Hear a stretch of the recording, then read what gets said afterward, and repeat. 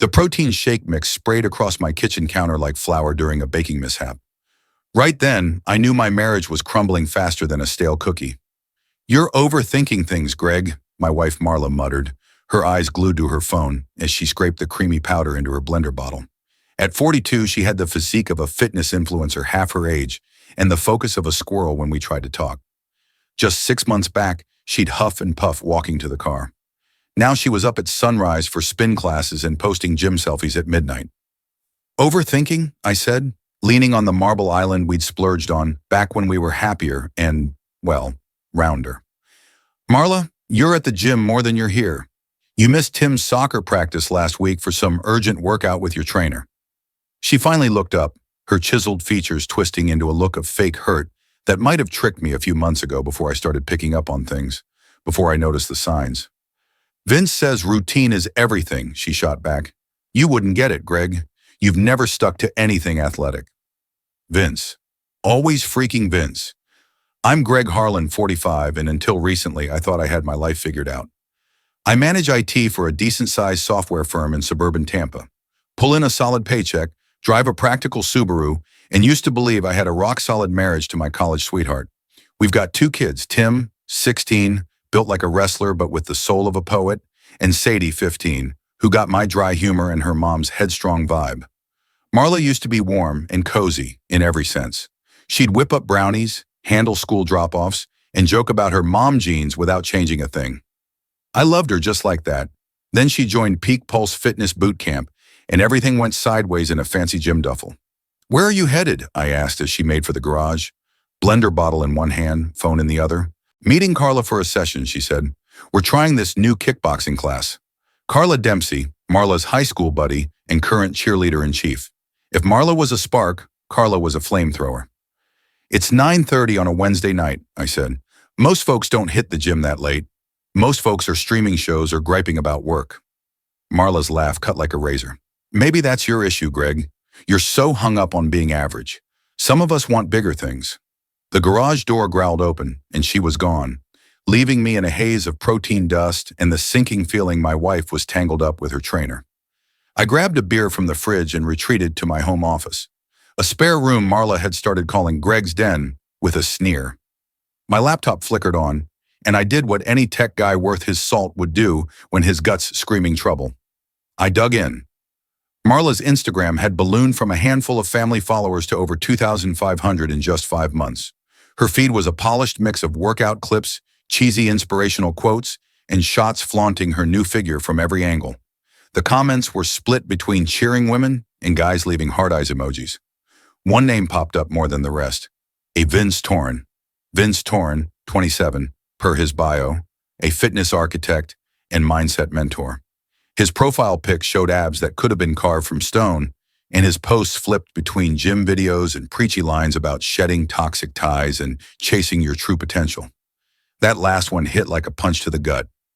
I dove deeper into Marla's followers and stumbled into a wild world of fitness fanatics, mostly women in their 30s and 40s who'd transformed their bodies and seemed to have forgotten their old lives. They called themselves Pulse Tribe and ranted about unsupportive partners and outgrowing small-minded people.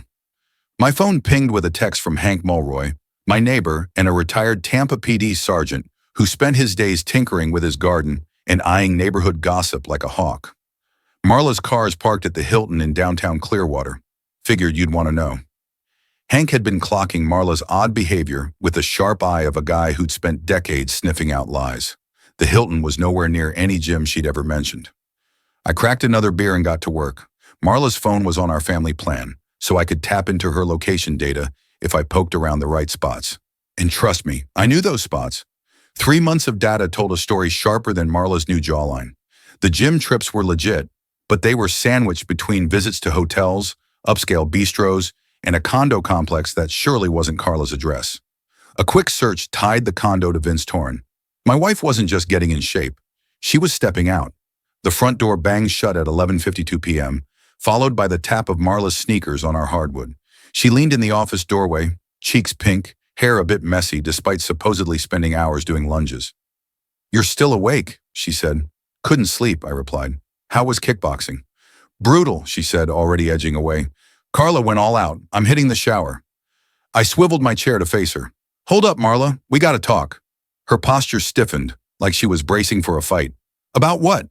About us, I said, waving at her transformed look, her guarded stance, the growing chasm between us. This whole thing you're doing. This is me finally feeling alive, Greg, she snapped. This is me putting myself first after 20 years. Sorry if that scares you. It doesn't scare me, I said. It's confusing. 6 months ago, you were happy with our life. Our kids, our Sunday waffle brunches, our routine. Now it's like all that was a cage. For a split second, her face softened, and I saw a flicker of the woman I'd married. Then the wall went back up. People evolve, Greg, she said. Maybe you should give it a shot. Marla slipped upstairs, leaving me with my beer and a knot in my gut. About 20 minutes later, I caught the hum of the shower in her voice, soft and private, like she used to sound when she'd whisper to me late at night. She was on the phone. I flipped open my laptop and got to work. If Marla wanted to play dirty, I'd show her I could play smarter. Morning rolled in with the kind of suburban routine that felt like a bad sitcom. Marla blended her protein shake, Tim shoveled cereal like it was his job, and Sadie rattled off a play-by-play of high school drama while chugging enough coffee to wake a coma patient. Dad, are you coming to my speech competition this weekend? Sadie asked, her eyes flicking up from her phone. Marla froze mid-blend. When's that again? I've told you like 4 times, Sadie said, exasperated.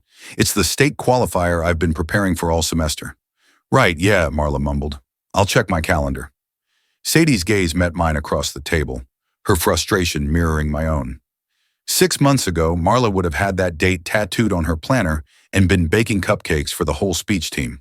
I'll be there, I told Sadie. We'll hit up a burger joint after to toast your win. Thanks, Dad, she said, her relief cutting deep. Marla's phone pinged, and her face lit up in a way I hadn't seen in ages. Not for me, anyway. She tapped out a quick reply, grabbed her gym bag, and headed for the door. I'm meeting my trainer early, she said. There's leftover lasagna in the fridge for dinner. When'll you be back? I called after her. Not sure. Depends on the session. She tossed quick kisses to the kids, barely glanced my way, and was out the door before I could press her. The garage door rumbled shut, and I realized she'd dodged my question. Dad, is Mom, losing it? Tim asked, stringing together more words than he'd managed in weeks. What makes you say that? I replied. He shrugged, suddenly engrossed in his oatmeal. She's just different. She used to care about us, our stuff. Now it's all gym, her phone, and looking like a magazine cover. Sadie nodded like a bobblehead. Yeah, it's like she's auditioning for some fitness reality show. Yesterday, she spent half an hour photographing her kale bowl. It's weird. My kids weren't clueless. They'd clocked the same shift I had, the slow fade of the mom who'd raised them into someone who treated family like a speed bump on her fitness quest. After dropping the kids at school, I swung by the gym Marla swore she lived at. No surprise, her car wasn't there. I hadn't expected it to be. The location data I'd pulled last night showed her gym time was mostly spent at places that had nothing to do with sweat. My office was a glass box in a shiny building in downtown Sarasota, all steel and inspirational posters with a faint whiff of energy drinks.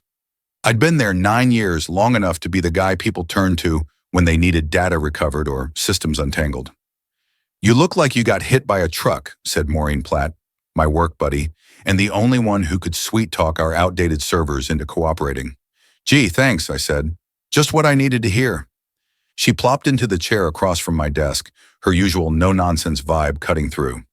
Maureen, 43, single after a messy divorce, had zero tolerance for relationship nonsense, which made her the perfect person to bounce this off. Marla's cheating, I said flat out. She didn't blink. Yeah, I figured. You figured? I stared. Greg, you've been a walking corpse for weeks. Your wife went from PTA queen to gym goddess overnight, and you're glued to your phone like you're waiting for a ransom note. It's not rocket science. Why didn't you say something? What was I supposed to say? Hey, your wife's probably stepping out isn't exactly water cooler chat. She had a point. I pulled up Marla's Instagram on my screen and spun it toward Maureen. What's your take on this? She scrolled, her eyebrows climbing higher with each post. Good Lord, Greg. She's practically putting out a singles ad. Check this caption. Stepping into my real self, no limits. That's code for, I'm done with this marriage. She brought up an open marriage a month ago, I admitted. Said she's discovering herself, and we should both have freedom. Maureen's laugh was like a whip crack. Let me guess. She wants to mess around with her trainer while you keep the house running and the kids fed? Pretty much, I said. What did you tell her? I said no way. I married her because I wanted her, not her and some gym bro. How'd she take it? Called me controlling, said I'm holding back her personal growth. Maureen handed back my phone, her face like someone who'd just seen a train wreck. You need a lawyer. I need proof first, I said. If this goes legal, I want everything locked down. Texts, photos, bank records. Proof she's lying about where she's going and what she's doing. Proof she's picking her fling over our family. That's a lot of digging, Maureen said. I'm good at digging, I replied. She studied me for a long moment. You're going full battle mode, aren't you? She threw the first punch when she decided our marriage was up for grabs. I'm just hitting back. The day blurred by with meetings and server patches, but my brain was elsewhere, mapping Marla's habits, her digital trail, the breadcrumbs she didn't know she was leaving. By the time I left work, I had a plan. Step 1, a chat with Hank Mulroy. I found him in his backyard, tending a garden that could have been on a magazine cover. Hank's retirement was the kind most folks only dream of, but his old cop instincts never quit. Hank had it good, fat pension, no mortgage, and all the time in the world to mess with his roses instead of spreadsheets or Zoom calls. Greg, he said, looking up from his garden with a grin. What's up? Need to ask you something, I said. Go for it. Yesterday you texted about Marla's car at the Hilton. How'd you know? Hank's face turned serious, like he was back in his cop days. You want it straight? Always. I've been watching, he said. Old habits, you know. Your wife's been acting differently these past few months, leaving at odd hours, taking routes that don't add up with her stories. Her car's been at that hotel more than once. A chill hit my stomach. How many times?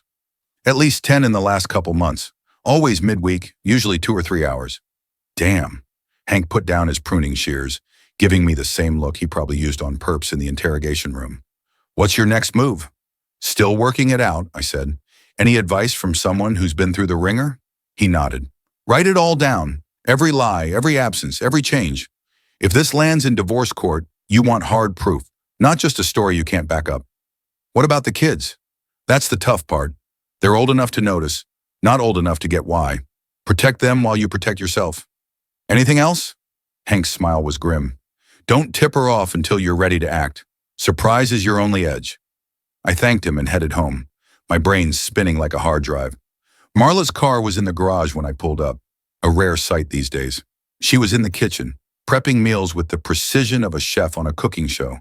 Neat rows of grilled salmon, roasted veggies, and quinoa lined the counter. Hey, I said, how's your day going? Solid, she replied. Vince says I'm ready to compete. Compete in what? Fitness contests. There's a whole scene for women like me who've reshaped their bodies and want to show it off. The thought of Marla strutting on a stage in a sparkly bikini while random guys judged her made my skin crawl, but I kept my face blank. Sounds like a big deal. It is, she said. Vince thinks I've got what it takes, real discipline, not just talk. Vince says, Vince thinks. If I heard that guy's name one more time, I'd snap. Where are these contests? All over. Florida, Georgia, Alabama. The big ones are in Miami or Vegas. That's a lot of travel, I said. She stopped sealing a container, her eyes narrowing. Is that an issue? Just wondering how it fits with the kids' schedules, the stuff you handle here. Handle? Her tone sharpened, like it had been lately. What, like shuttling kids or cooking dinner? Those are chores, Greg, not my whole life. Never said they were. You don't have to. I see it every time I talk about doing something for me. She was wrong, but arguing now would blow my cover. I want you to be happy, Marla, I said. Just making sure we're all clear on what that looks like. Her face softened, just a bit. I'm happy, Greg. Really happy for the first time in years. I just wish you could be too. She finished her prep and headed upstairs, leaving me with the sinking feeling that the woman I married was a stranger now. The real question was whether I'd fight for what we had or accept what we turned into. By bedtime, I'd made up my mind. Friday morning hit with that crisp Florida fall air that almost makes you forget the summer humidity. Marla was gone when I woke up. Another early session with Vince, per a note on the counter. It was in her neat handwriting, but it felt cold, like a post-it from a coworker. Sadie was stress-munching a bagel while flipping through her speech notes, and Tim moved through breakfast like a robot on low battery. Big day, I said, messing up Sadie's hair as I walked by. Big? Try life-defining for college apps and my entire future? She said, looking up with Marla's eyes but my knack for over-the-top flair. No pressure, though. You're gonna crush it, I said. Your speech on internet privacy is airtight. You've been practicing on me for weeks, and I'm tougher than any high school judge. Tim snorted into his oatmeal. Dad, you let her win every argument. You're not tough. I let her win because she's usually right, I said. Big difference. Sadie grinned, and for a second the kitchen felt like home again. Then my phone buzzed with a text from Marla. Running late, can't make Sadie's competition. Tell her sorry. It hit like a kick to the chest. Sadie had been living for this event, rearranging her whole semester for it, and Marla was bailing for what? Another rendezvous with her trainer? What's up? Sadie asked, catching my face. I made a snap call I'd probably regret. Nothing, I said. Mom will be there tonight, and so will I. We'll both be rooting for you. Not exactly a lie, Marla would be there, even if I had to drag her myself. After dropping the kids at school, I headed to the office and called in a favor. Maureen owed me for picking up her slack during her divorce a couple years back, and it was time to cash in. I need your help catching Marla red-handed, I said, no preamble. Well, good morning to you too, Greg, she said. I'm doing great, thanks for asking. Sorry, I'm a little locked in right now. A little? You look like you haven't slept since last week. What do you need? I laid out my plan, simple but sharp. Marla thought she was slick, dodging questions about her schedule. But she forgot I'd been wrangling tech longer than I'd been married to her. You want me to set up a dummy social media account? Maureen asked, leaning back in her chair. Not dummy, just tailored, I said. I need a profile that fits Marla's fitness crowd, someone Vince would notice. You're asking me to catfish your wife's side guy? I'm asking for evidence. Big difference. Maureen sighed. This is either genius or a complete disaster waiting to happen. Probably both, I admitted. We spent the next couple hours building the perfect bait. Maureen's fake profile was for Kendra Walsh, a 39-year-old freshly divorced woman from Orlando, eager to get fit and meet new folks. We pulled stock photos from a fitness influencer's page. Nothing too flashy, but eye-catching enough to hook Vince. He's already liked 2 of her posts, Maureen said, checking the account from her desk. That was quick. Guys like him are clockwork, she said. Flash some gym pics and a smile, and they think it's an open invitation. Within an hour, Vince slid into Kendra's DMs, introducing himself as a trainer and dropping just enough personal flair to hint he was after more than a client. He's smooth, Maureen said, grudgingly impressed. It's all professional on the surface, but there's a vibe. What kind of vibe? The kind that says, I'm down for more than burpees if you are. Perfect, I said. Kendra replied, gushing about his reputation and asking for a meetup to discuss training. Vince suggested a coffee shop near his gym that afternoon. You're actually going? Maureen asked. Damn right I am. What if he knows your face? He's never seen me. Marla kept her worlds airtight. What if someone else spots you? I'll handle it. Maureen shook her head. You're dancing with dynamite, Greg. Marla lit the fuse. I'm just fanning the flames. The coffee shop was one of those trendy spots in downtown St. Augustine, serving drinks with names like Serenity Boost and Zen Blitz. I got there 15 minutes early, snagged a table with a clear shot of the door, and waited. Vince Torrance strolled in at 3 sharp, and I'll give him this. He looked the part. 6'2", probably 190 pounds of pure muscle, with the swagger of a guy who knows he's the sharpest in the room. His tight gray tee showed off every ridge of his physique, and his jeans probably cost more than my car insurance. He scanned the place like a peacock, then checked his phone. I watched him fire off a text, likely to Kendra, saying he was there. I waited 5 minutes, then had Kendra message an apology for being late and a request to reschedule for next week. Vince's face fell, and I almost felt bad. Almost. Then 20 minutes later, Marla walked in. She zeroed in on Vince and sauntered to his table with the ease of someone who'd done this before. She wore workout gear that probably cost as much as a month's groceries, looking like she'd stepped out of a fitness ad. They didn't kiss, too public for that, but anyone with eyes could see the spark. The way she brushed his arm mid-conversation, the way he leaned in to catch her whispers, the way they chuckled at some lame joke. Hiding behind my laptop, I snapped photos with my phone. They weren't crystal clear, but they'd hold up, Marla and Vince, cozy in a setting that screamed anything but training. After half an hour, they left together, driving separate cars to Vince's condo complex in Jacksonville, parking out of sight from the main road. I didn't follow them inside. I didn't need to. I knew enough. Instead, I headed to Sadie's school and spent the next 3 hours watching my daughter dominate her speech competition. She was sharp, confident, a force of nature. When they named her the state qualifier, her eyes scanned the crowd and her smile dimmed just a bit when she saw Marla wasn't there. "Mom got stuck at a meeting," I said, covering smoothly, "but she's so proud of you. We both are." Sadie's grin made every half-truth worth it. We hit her favorite diner for dinner, just the three of us. Tim, Sadie, and me. Tim spun tales about his track team.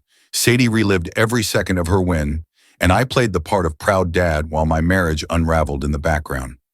Marla was home when we got back, sprawled on the couch with her laptop and a protein shake. "How'd it go?" she asked Sadie. "I won state," Sadie said, beaming. "I'm going to nationals." "That's amazing, honey," Marla said. "Sorry I couldn't make it." "Where were you?" Sadie asked. Marla barely flinched. "Training ran late. Then I had to sort out some forms for a fitness contest I'm entering." "What kind of forms?" I asked, keeping my tone light. "Entry stuff, health clearances, that kind of thing. It's a hassle." 3 lies in one breath. I was almost impressed. Later that night, after the kids were in bed, Marla and I ended up alone in our bedroom for the first time in weeks. She was at her vanity, going through her skincare routine like it was a military drill. "We need to talk," I said. "About what?" she said, meeting my eyes in the mirror. "About us. About where this is going." "What's that supposed to mean?"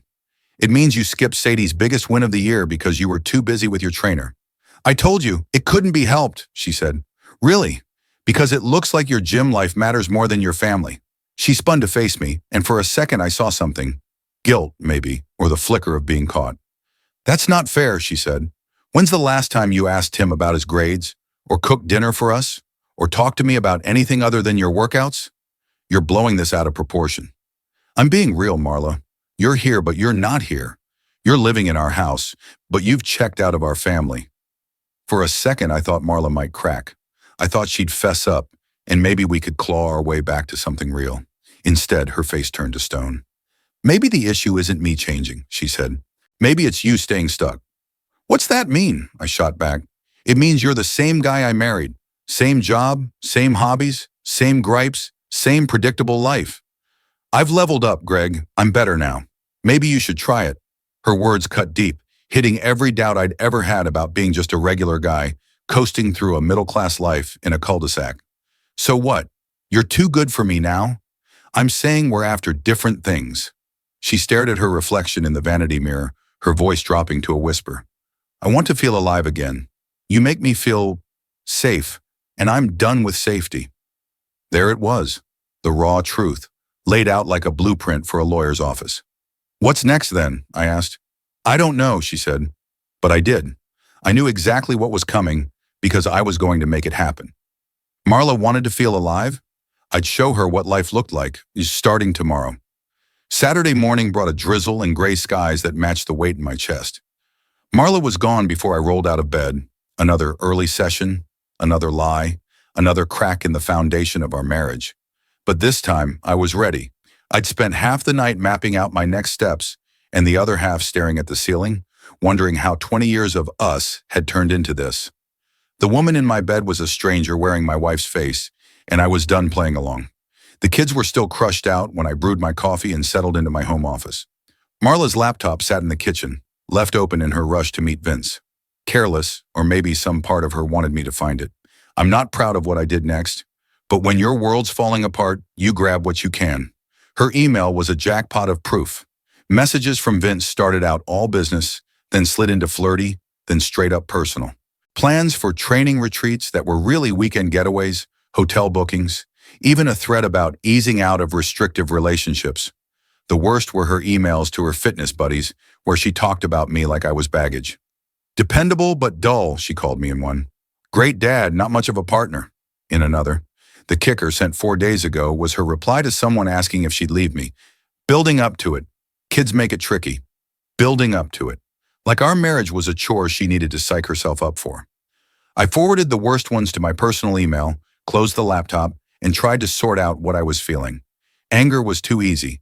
Hurt was too soft. It was closer to relief, like when a storm you've been dreading finally breaks. My phone pinged with a text from Hank. Marla's car's at the Hilton again. Same room as before. Same room. They had a regular spot. That little detail twisted my gut. I texted back, "Thanks. Can you watch the kids today? Got some things to handle." "You got it." "Stay sharp, Greg." I drove to the Hilton in Clearwater with no real plan, just a need to confirm what I already knew. The hotel was one of those cookie-cutter spots for business travelers and secret hookups. Marla's Subaru was parked next to Vince's flashy blue Charger in the lot's far corner, tucked away from prying eyes. Room 214. Hank got the number from a buddy in hotel security, a perk of having a retired cop next door. I stood outside that door for 10 minutes, hearing muffled voices inside, weighing my options. I could barge in. I could walk away. I could call Marla's phone and listen to her fumble for excuses. Instead, I snapped pictures of the cars, the room number, and the "Do Not Disturb" sign on the handle, evidence for later. Then I swung by the gym Marla swore she trained at and chatted with the manager, a cheerful woman named Lila. "I'm thinking of getting my wife extra sessions with her trainer," I said. "Vince Torrin. She's been working with him for months." Lila's face scrunched up. "Sorry, we don't have a trainer named Vince. Are you sure you've got the right place? Maybe I mixed it up. My wife Marla Harlan comes here all the time." Lila checked her system. "No Marla Harlan in our records. Is she a member here?" She wasn't. Marla had never stepped foot in that gym. Every story about her training was pure fiction. Her lies were bigger than I'd thought. Her betrayal deeper than just a fling. She'd built a whole fake life for months. I thanked Lila and drove home, my mind racing with next steps. The kids were up when I got back, moving through their Saturday like pros who'd stopped counting on their mom being around. Tim was flipping pancakes while Sadie narrated the latest drama blowing up her group chat. "Where's Mom?" Sadie asked, eyes on her phone. "Training," I said, the word automatic now. "She's practically living at that gym," Sadie said. "Maybe she's training to be a gym," Tim deadpanned. "Like her end game is turning into a building full of treadmills." I laughed despite myself. That'd explain the protein powder all over the place. "And how she talks about bread like it stole her wallet," Sadie added. We spent the morning together, the three of us, doing the kind of family stuff that felt like a relic now. Tim showed me his pancake trick, which involved enough butter to make a cardiologist wince. Sadie ran through her national speech presentation, using Tim and me as her practice audience. For a couple hours, I almost forgot about hotel rooms, lying spouses, and the slow-motion wreck of my marriage. Then Marla walked in. She strolled through the front door at 3 p.m., a gym bag slung over her shoulder, looking like she'd just survived a marathon. Her hair was tied back in a loose bun, cheeks pink, decked out in athletic gear that probably cost more than our weekly groceries. "How was the workout?" I asked, keeping it light. "Grueling," she said. "Vince pushed me to my limits today. I'm wiped." Her lies rolled out so smoothly now, like she'd been rehearsing them for months. She'd mastered the art of spinning stories that sounded legit, delivering them with the ease of someone who'd never been called out. "What did you focus on?" "Core strength," she said. "He's got me on a new plan to sculpt my abs for the competition." "Which gym was that?" The question hung there a moment too long. Her face twitched, just barely, before settling back into cool confidence. "The usual spot. Why?" "Just thinking I might sign up, get myself in shape too." "That's a solid plan," she said, nodding. "You should go for it." But not with her trainer, I noticed. Not at her gym. No offer to introduce me to Vince or train together. She was keeping her worlds locked apart. "Maybe you could hook me up with Vince. Get me on a program," I pressed. "He's slammed right now," she said. "I can ask if any other trainers have spots." More lies, slick and polished, not a hint of hesitation. "No worries," I said. "I'll sort it out." Marla headed upstairs to shower, and I made my call. I was done playing the oblivious husband. Time to turn the tables. While the water ran, I dialed the number I'd pulled from her phone for Vince Torrin. "Hey, gorgeous," he answered on the second ring, all swagger. "Miss me already?" "This is Marla's husband," I said. Dead silence. When Vince finally spoke, the cocky edge was gone. What?" "You heard me, Vince. I'm Greg Harlan, Marla's husband. We need to talk." "Look, dude, I don't know what you're thinking." "I'm thinking you've been sleeping with my wife for months, helping her lie to me and our kids. Time we discuss what's next." "This is nuts," he said. "Marla and I are just professional. I'm her trainer." "At what gym, Vince?" Another pause. "What?" "Simple question. Where do you train her? I've been calling around and no gym seems to know you." "I'm freelance," he mumbled. "Freelance, huh? Is that what you call meeting married women at hotels and wrecking their families? His voice turned sharp. Marla's not happy, man. Hasn't been for years. She's finally finding herself. What she wants. And that's you, right? She wants to feel alive, and you're the guy for it? She wants someone who gets the work she's put in, who she's become. Who she's become is a liar, I snapped. A cheat. That's harsh. Harsh? Let's talk harsh. Is it fair my kids wonder why their mom's checked out? That I'm busting my tail for this family while she's off playing house with some fitness wannabe? I didn't mean for it to go like this, he said. But it did, and now we deal with it. What do you want, Vince? I want her, he said, and the words hit like a sledgehammer, not for the shock, but for how easily he said them. I love her. Love. Like it was that simple. Like it didn't carry 20 years of vows, 2 kids, a mortgage, and 1,000 quiet sacrifices. You love a married woman with a family and a life you're not part of. Her life's going to include me, he said. She's leaving you. Is she? Funny, she hasn't told me. She's working up to it. It's tough with kids. There it was again, working up to it, like I was a hurdle to clear. Here's something simple, I said. Stop seeing my wife, or I'll make your life hell. Are you threatening me? I'm promising you. I've got photos of you two together, copies of your texts, proof of your affair that'd look real bad to your clients, your landlord, anyone who cares about your rep. You can't do that. Try me. I hung up before he could reply, my hands shaking with fury and adrenaline. The shower was still running upstairs. Marla hadn't heard a thing. Good. I wasn't ready to face her yet, but I was close. Sunday morning brought the kind of fake family normalcy that felt like a play we were all sick of performing. Marla blended her protein shake, Tim scrolled his phone, and Sadie rambled about the latest teen drama blowing up her group texts. I sat at the kitchen table, sipping coffee, watching my wife lie with the skill of a con artist. I'm meeting Carla for brunch, Marla said, eyes on her phone. Then we're checking out a new spin studio. Carla Dempsey, her best friend and professional cover story, always ready to back Marla's lies. Sounds nice, I said. Tell Carla I said hey.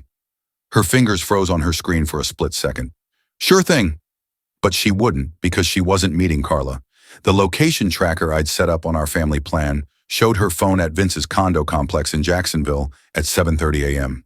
She'd slipped out early to dodge questions. The kids finished breakfast and vanished to their rooms, leaving Marla and me alone in the kitchen. Marla was still tapping away on her phone, probably plotting her day with Vince. Marla, I said softly, look at me. She glanced up, and for a fleeting moment, I saw the woman I married. Those same hazel eyes, that same quirky half-smile, the face I'd woken up to for 20 years. But there was a new edge now, something closed off and far away. Are you happy? I asked. The question seemed to throw her. What's that supposed to mean? Exactly what I said. Are you happy with your life? With us? With who you are now? She set her phone down and actually looked at me. Really looked. For the first time in ages. Why are you asking? Because I love you, I said. Because we've got 2 kids and 2 decades together. Because I'm trying to figure out what's happening to us. She stared at her hands for a long stretch. Quiet. When she finally spoke, her voice was barely audible. I'm not sure I know what happiness feels like anymore. What's that mean? It means I spent years being what everyone needed. Your wife, the kid's mom, the school volunteer, the errand runner. I lost track of who I am. So now you're finding you? Something like that. I wanted to ask if finding herself meant lying to us and sneaking around with her trainer. I wanted to ask if becoming her meant torching everyone else. Instead, I asked the question that cut deepest. Do you want to save our marriage? Her pause said it all before her lips moved. I don't know if it can be saved. I'm not the woman you married, Greg. I don't think you can love who I'm turning into. Try me, I said. She gave a sad smile. You wouldn't get it. Help me get it. But she was already grabbing her purse and keys. I'm going to be late for Carla. Another lie tossed out with the ease of a pro. After she left, I called Hank. I need your take, and I need it straight, I said. Go ahead, he replied. How bad does this look from the outside? The affair? The lies? Marla's whole act? He paused. You want the real deal? Always. It looks like your wife's checked out of your marriage and is just biding her time till she's ready to bolt. She's putting her fling first, over you, over the kids. And it looks like she doesn't care who gets hurt. That's what I figured, I said. But here's the flip side, Greg. You're a solid dad, holding your family together while she's tearing it apart. If this hits court, that'll count for something. I'm not sure I want court, I said. What do you want? That was the big question. I wanted my wife back, but that woman was gone. I wanted my family whole, but Marla had already cracked it. I wanted to rewind, but that wasn't an option. I want her to pick, I said finally. Her affair or her family? If she picks him, at least I'll know where I stand. That afternoon, I did something I'd never done in 20 years of marriage. I tailed my wife. Marla's car was parked outside a sleek condo building in downtown Sarasota, the kind of place aimed at young hotshots with more cash than sense. I found a spot across the street with a clear view of the entrance and waited. 2 hours later, Marla and Vince stepped out, looking like a couple fresh from a lazy afternoon together. They held hands, laughing at some private joke, completely wrapped up in each other. I snapped photos, dozens of them. They strolled to a nearby bistro, one of those organic spots that charge $25 for a plate of lettuce and call it a lifestyle. Through the window, I watched them share a meal like any couple out on a Sunday. Marla was alive in a way I hadn't seen in months. Chatty, engaged, laughing at Vince's stories, touching his arm as she spoke.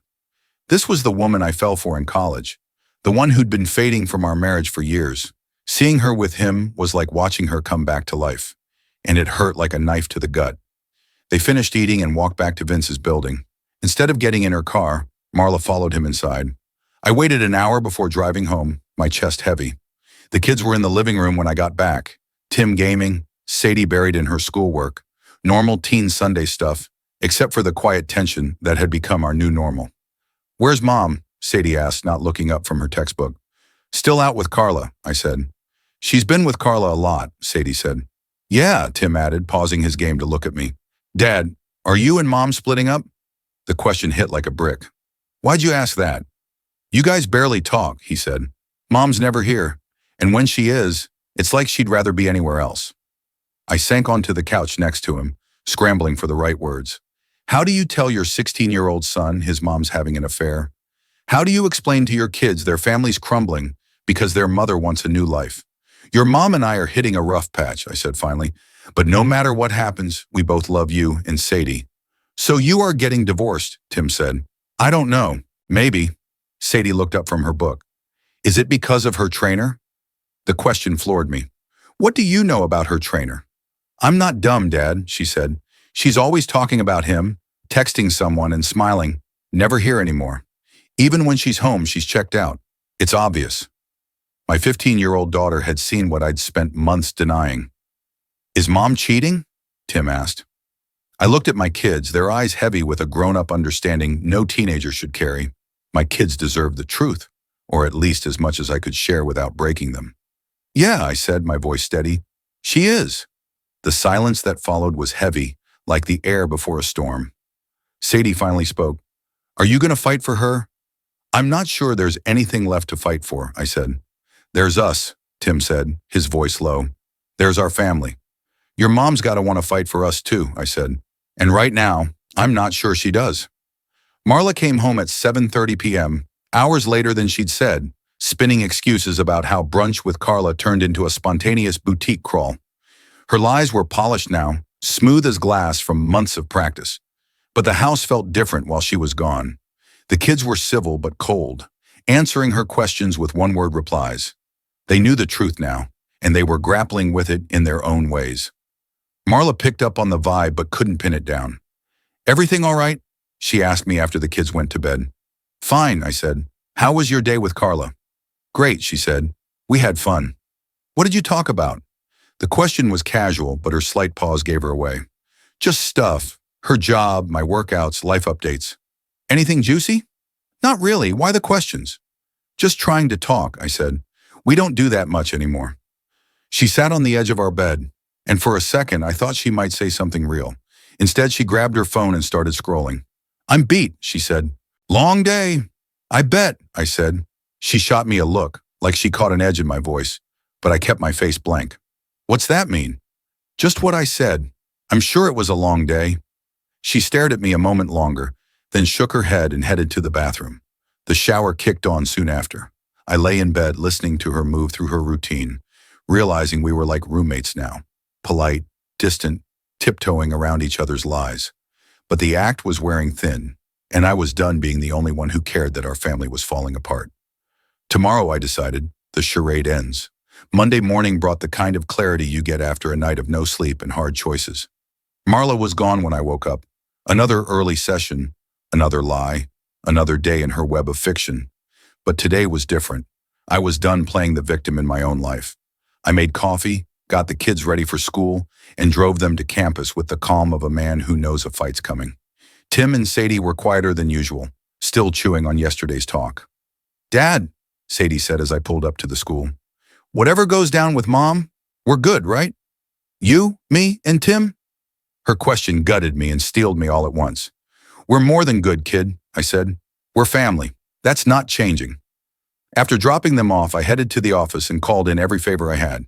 Maureen helped me pull together the evidence I'd collected. Photos, texts, location data, bank statements showing hotel charges and restaurant bills that didn't match Marla's stories. "This is airtight," Maureen said, flipping through the files. "You've got enough to prove the affair a dozen times over." "I want no wiggle room," I said. "There won't be," she said. "But Greg, what's the plan here?" "I'm giving Marla one last shot to choose," I said. "And if she picks wrong, she's going to feel the weight of her choices." I spent the morning organizing it all into a presentation that would have made my IT team proud. Photos in chronological order, texts grouped by topic, a timeline mapping Marla's lies and the ramp-up of her affair. At noon, I drove home. Marla's car was in the garage, meaning she was between alibis. I found her in the kitchen, prepping another batch of her meticulously portioned meals, eyes on her phone. "Hey," she said, barely glancing up. "You're home early. We need to talk." "Can it wait?" "I'm meeting Vince in an hour, and I still need to—" "No, Marla, it can't wait." My tone made her look up. "What's wrong? You're freaking me out." "Sit down," I said. She sat, still gripping her phone like it was her anchor. I opened my laptop and turned it toward her. The screen showed a photo from yesterday. Marla and Vince, hand in hand outside his condo, laughing like they didn't have a care in the world. Her face went pale. "Where'd you get that?" "Took it yesterday while you were at brunch with Carla," I said. "You followed me?" "I followed my wife, who's been lying to me for months about where she goes and what she does." She stared at the photo, then at me, her expression flipping between shock, fear, and maybe a hint of relief. "How long have you known?" "Suspected for months, confirmed last week."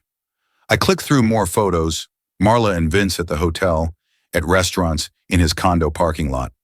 "I've got dozens of these," I said, "plus your texts, hotel receipts, and every lie you've fed me and the kids for 3 months. Her hands shook. "Greg, I can explain." "Explain what?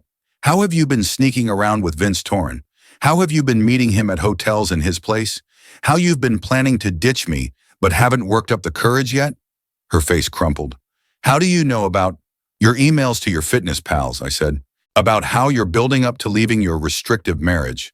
I know it all, Marla. Every lie, every betrayal." Marla was crying now, tears streaming down her face, but I felt no thrill in her breakdown. If anything, I felt hollow, like I'd been hauling a burden so long I'd forgotten how to stand tall without it. "I never meant for this to happen," she whispered. "But it did," I said, "and now we've got to face it." "What do you want?" "I want you to choose him," I said. "Choose what? Our family or him? The life we built together or whatever dream you think you're chasing with a 27-year-old trainer who helps married women torch their lives?" Marla swiped at her tears with her sleeve. "It's not that clear-cut. It's exactly that clear-cut. End the affair, commit to fixing our marriage, and rebuild the trust you shattered. Or leave and run off with Vince. But you don't get both. And if you pick him, you're out of this house today. No more living here while you sneak around. No more lying to our kids. No more playing both sides." She stared at the photos on my laptop for a long time, silent. Then she looked up. "What about the kids? What about them? They need a mom who puts them first, not her fling. A mom who doesn't lie to their faces every day. A mom who shows up for their lives instead of ditching them for her trainer." "You told them?" "They figured it out," I said. "They're not dumb, Marla. They've watched you pull away for months." She sobbed harder, her shoulders shaking. "I messed it all up." "Yeah, you did. Can you forgive me?" The question hung there, a rickety bridge I wasn't sure I could cross. "I don't know," I said honestly, "but I'm willing to try if you're willing to fight for us." "What would that look like?" It means cutting Vince off completely. No texts, no meetups, no closure chats. It means being straight with me about everything. Where you go, who you're with. It means putting our family above your gym life, your social media, all of it. That's a tall order, she said. It's less than what you've already taken. Marla closed her eyes and I could see her weighing it all. The steady life we'd built versus the rush of her fling, the security of family against the spark of something new. When she opened her eyes, I knew her answer before she spoke. I can't, she whispered. Can't what? I can't let him go. I know it's selfish. I know how it sounds, but I can't go back to how things were. I can't fake being content with a life that's choking me. So you're choosing him. I'm choosing me, she said. For the first time in 20 years, I'm picking what makes me happy, not what's expected. I shut my laptop and stood. Then you need to leave. Greg, today? Today, Marla. Pack your stuff and go. Where am I supposed to go? I'm sure Vince will help you figure it out. She was crying again, but I was done being swayed by her tears. She'd made her choice. Now she'd live with it. What about the kids? You can see them when you're ready to be honest about why you chose your affair over their family. That's harsh. That's the truth. You should try it sometime. Marla stood slowly like she was wading through mud. I'll pack a bag. Pack everything, I said. This isn't temporary. She nodded and trudged upstairs. I heard her rummaging through our bedroom, drawers sliding, closet doors creaking, 20 years of marriage stuffed into suitcases. An hour later, she stood in the foyer with 4 bags and a look of pure bewilderment, like she'd never seen this coming. I'm sorry, she said. I know, I said. But sorry doesn't fix what you broke. Will you tell the kids? I'll tell them the truth, that their mom chose her fling over her family. She winced like I'd hit her. That's not fair. It's exactly what happened. She opened her mouth to argue, then shut it. There was nothing left to say. Goodbye, Marla. Goodbye, Greg. I watched her load her bags into her car and drive away from the home we'd shared, the life we'd built, the family she'd decided wasn't worth saving. Then I called the kids and told them to come home early. They deserved to hear the truth from me before it reached them some other way. That night, I sat in the living room with Tim and Sadie, explaining that their mom had moved out and wouldn't be back. They took it better than I expected, with the weary acceptance of kids who'd been bracing for this for weeks. You okay, Dad? Sadie asked. I will be, I said. Are we going to be okay? We're going to be better than okay, I told them. We'll be honest with each other, we'll look out for each other, and we'll build something stronger than before. Tim nodded. Good. I was sick of acting like everything was fine. Same, I said. That night I slept alone in our bed for the first time in 20 years. It should have felt empty, but it felt like freedom. No more lies, no more faking it, no more guessing what was real. Just the truth, raw and clear, even if it hurts. 4 months later, Marla moved in with Vince. 5 months after that, they split when she found out he was seeing 2 other clients on the side. By then, our divorce was done. I got full custody of the kids and Marla was working at a gym in Miami, trying to piece together a life that collapsed under her choices. The kids see her every other weekend, and she's slowly learning how to be their mom again, not just a stranger with their DNA. It's not the family I pictured, but it's real, and that's worth fighting for. As for me, I'm 45, single for the first time in decades, raising 2 teenagers who've learned that honesty beats comfort every time. It's not the life I planned, but it's the one I chose when I stopped swallowing lies for love. And that changes everything.